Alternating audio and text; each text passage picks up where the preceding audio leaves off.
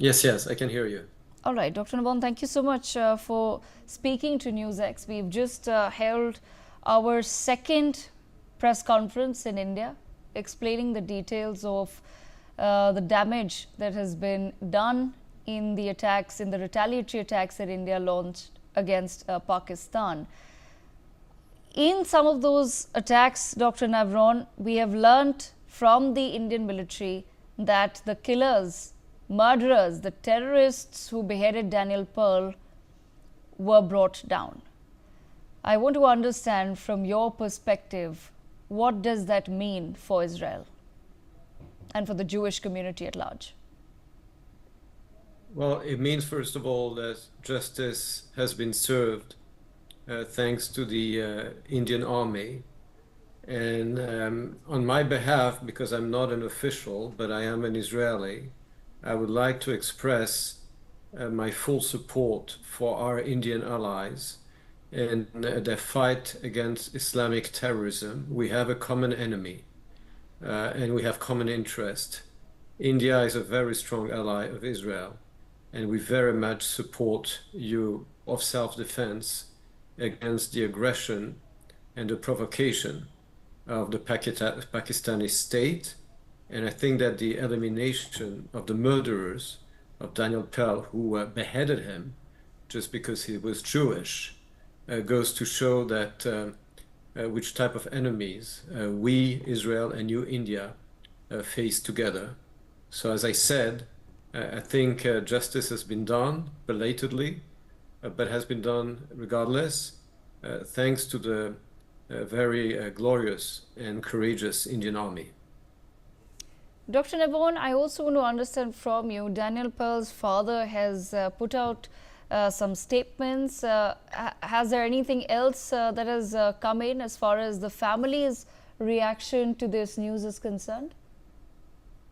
So as you mentioned, the father of Daniel Pearl has made a statement. He has been very outspoken since the tragedy of his son's abduction and cruel murder by Pakistani and Islamic terrorists. He has been a source of inspiration and of courage, carrying on not only the memory of his son, but also leading the global struggle against Islamic terrorism and barbarity. And I think he's a source of pride for all of us. Dr. Navon, I want to understand from you. In 2002, a Pakistani court had convicted the terrorists who had beheaded Daniel Pearl and awarded them the death sentence. But 18 years later, in 2020, that death sentence was reversed and it was reduced to a life sentence. But as we know, Pakistan does have a history of allowing terrorists to roam free. They're not necessarily even kept in jails in Pakistan. Why do you think countries, including the United States of America, did not take that up seriously with Pakistan? Well, there are many geopolitical interests involved, and unfortunately, what is called realpolitik very often overrides the most basic rules of principles and morality. And I do expect not only the United States, but other democracies around the world to make sure that Pakistan does not get away with its misconduct of justice and with its tacit support for terrorists.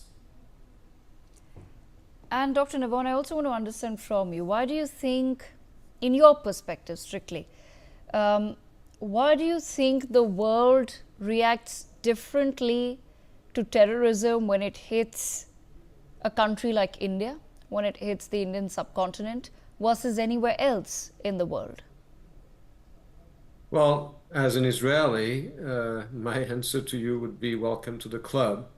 We are very familiar with this attitude and double standard where Islamic terrorism hits Israel. And of course, I used before the word realpolitik. If you take a country like China, for example, that has vested interests in Pakistan, so the same reason You will almost never hear a Pakistani leader, even though Pakistan is a Muslim country, you will never hear Pakistani leaders criticize China for its repression of the Uyghur Muslim community in Xinjiang. The same way they will never hear China criticizing Pakistan for its support of terrorism, because there are vested interests involved between those two countries. Same thing at the UN. As I said before, Israel and India are not only allies, but we're also democracies. But we as democracies are minorities at the UN, because the UN today is an organization dominated by autocracies, where autocracies protect each other from criticism. If you take, for example, the so-called Council of Human Rights, it is populated mostly by the world's most violent human rights violators. So I think that instead of worrying about this double standard and selective indignation, India, just like Israel, should be very forceful and determined in fighting terrorism, and worry more about its national interest and less about international opinion. And Dr. Navon, what do you make of some of the international coverage then that India gets? For example, you of course also pointed out, you said welcome to the club, and that Israel has of course been facing the same problems as far as international perception is concerned.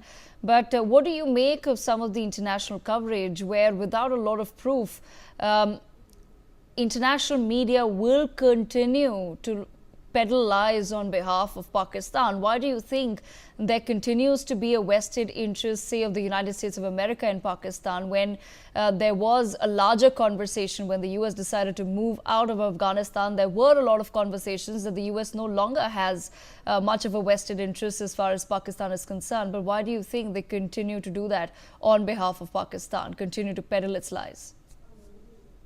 Well, don't forget that when it comes to the media, for example, you have, first of all, the media such as Al Jazeera that are directly funded by Qatar. And Qatar, of course, supports Pakistan and the Muslim Brothers. But then you also have media such as BBC and even France 24 that are also very much influenced by Qatari money. I mean, the BBC has lost any credibility that it had in the past. And its coverage of both the conflict between India and Pakistan and between Israel and Hamas, as well as Iran, has been outrageous and unbalanced. This is, first of all, let us not forget the influence of Qatari money in Western media.